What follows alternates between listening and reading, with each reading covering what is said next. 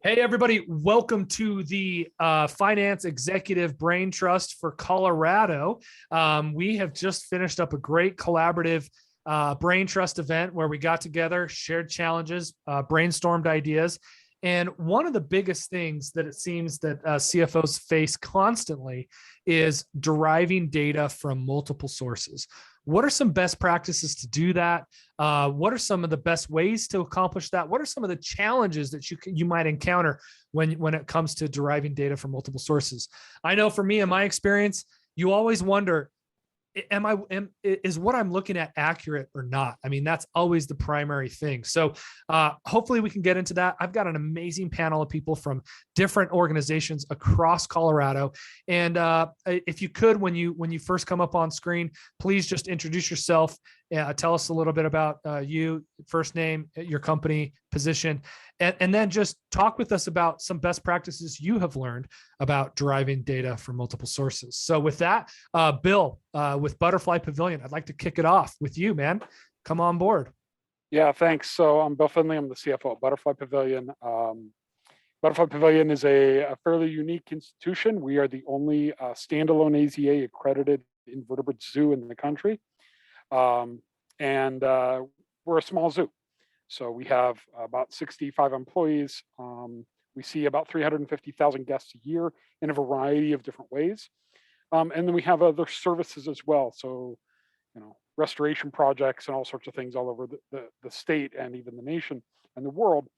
One of the core challenges that we have is that a lot of our data is in various places. So fundraising is disconnected from retail or guest services and attendance, for example, and both on the revenue side. On the expense side, it's not as much because personnel is our biggest driver of expenses. But on the revenue side, really trying to bring it all together and, for good or bad, accounting tends to be that place where all the data comes in. And so there's a lot of stuff in our GL, but it doesn't tell the whole story, right? And so one of the unique challenges that a small organization like us has is that historically, you can go out there and, you can find a lot of different programs and processes and, talk to any number of salespeople about this program is the best thing ever that will do it.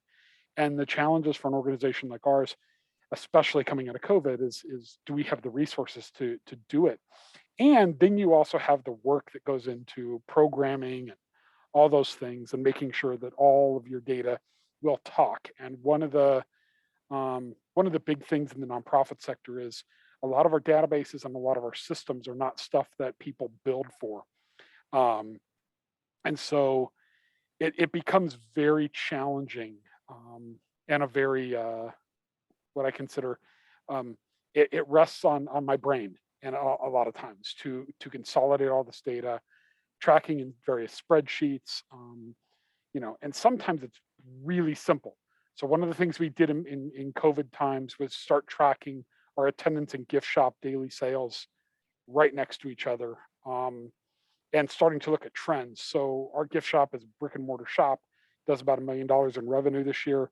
But now we know exactly what to expect on a daily basis based off of attendance, and we can trend that out really close, but it's a manual process, right? And I have it going back to June 18th when we reopened from COVID, but it's very manual. And it really rests on me doing the analysis. And one of the challenges in a small organization is that you're dependent heavily on one or two people in various roles. And that's just the reality of it. So, I know there's other people here and how they have wrestled with this challenge of all these different data and all these different data points and all these various systems. So I'd also be very curious how small organizations are dealing with this. That is such a great way to begin the conversation. Who would like to jump in? What are some ways you guys have solved some of the challenges Bill's shared?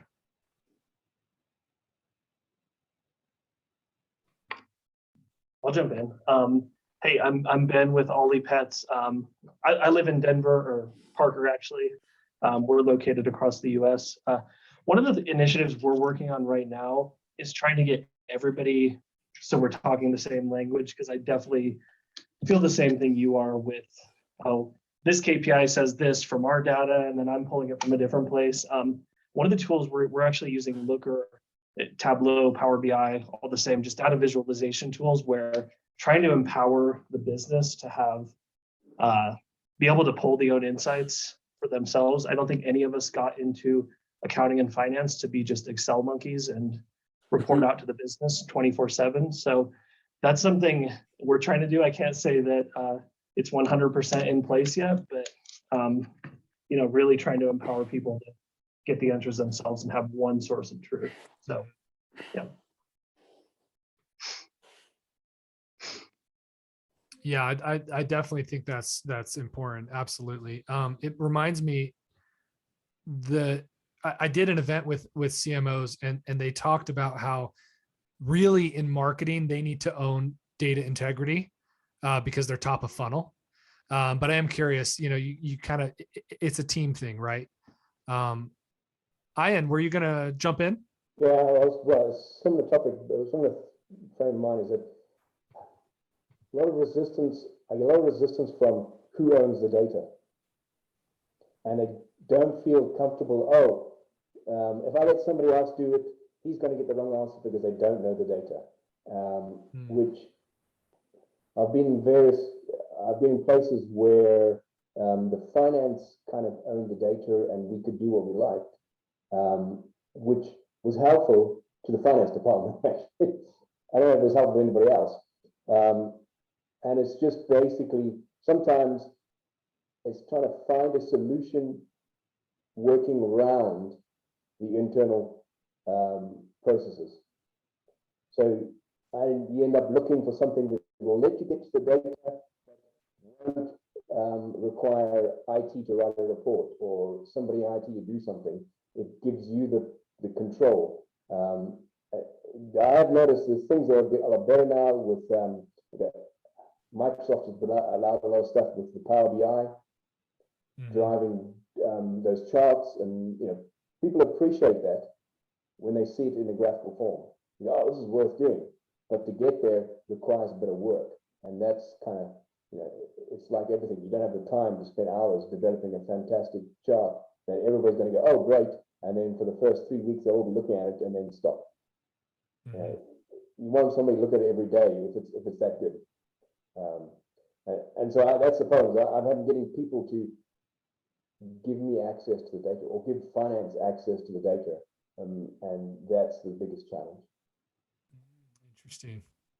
Bodhi, I want to call you in just because I know a little bit about how you guys, your strategy for migrating data, and I think it's quite unique and could benefit the conversation. Yeah, so Bodhi here with NowCFO. So being a consulting firm, we come into companies with asking these same questions.